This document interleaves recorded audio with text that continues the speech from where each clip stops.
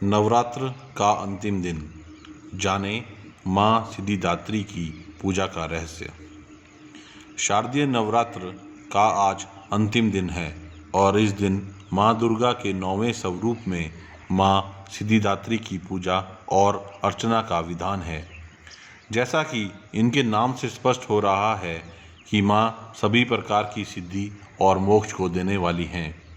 माँ सिद्धिदात्री की पूजा देव, यक्ष, किन्नर, दानव, ऋषि मुनि, साधक और गृहस्थ आश्रम में जीवन यापन करने वाले पूजा करते हैं।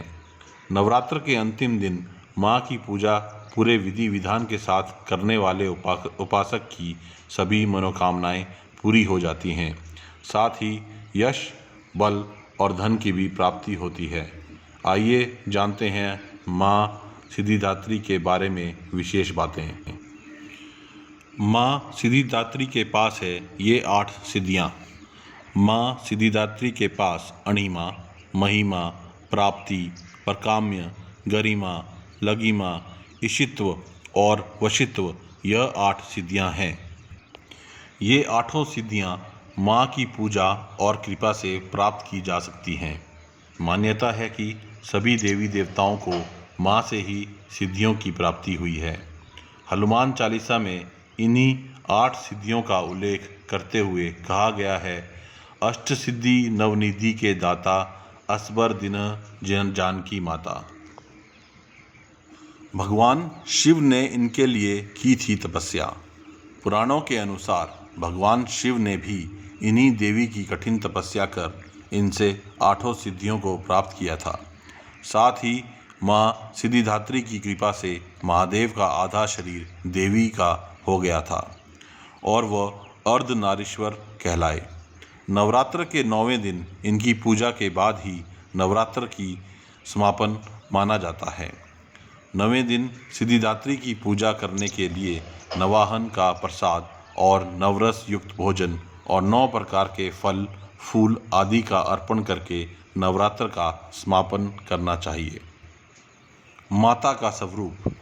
देवी भागवत पुराण के अनुसार महालक्ष्मी की तरह माँ सिद्धिदात्री कमल पर विराजमान रहती हैं और इनके 4 हाथ हैं, जिनमें वह शंख, गदा, कमल का फूल तथा चक्र धारण किए रहती हैं।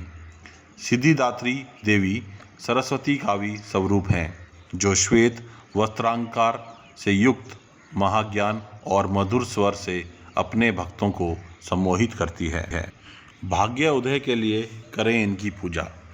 दुर्गा सप्तशती के 9वें अध्याय के साथ माँ सिद्धिदात्री की पूजन करना चाहिए। इस दिन मौसमी फल, हलवा, चना, पूड़ी, खीर और नारियल का भोग लगाना चाहिए। साथ ही नवरात्र के अंतिम दिन उनके वाहन, हथियार, योगिनियों और अन्य देवी देवताओं के नाम से हवन पूजन करना चाहिए।